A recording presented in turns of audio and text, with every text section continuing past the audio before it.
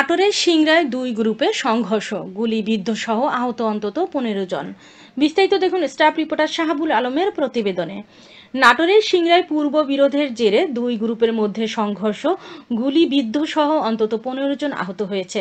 শনিবার 15 জানুয়ারি রাত 8:30টার দিকে উপজেলার ডাহিয়া ইউনিয়নের কদমকুড়ি গ্রামে এ ঘটনা ঘটে।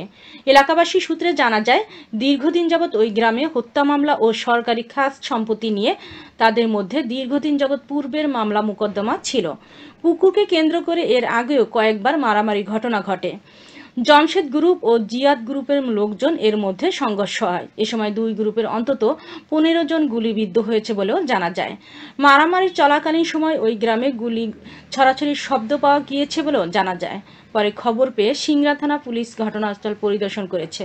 সিংড়া থানা অফিসার মোহাম্মদ আসমাউল হককে জিজ্ঞাসাবাদ করলে তিনি বলেন, এ ব্যাপারে কাজ চলমান রয়েছে।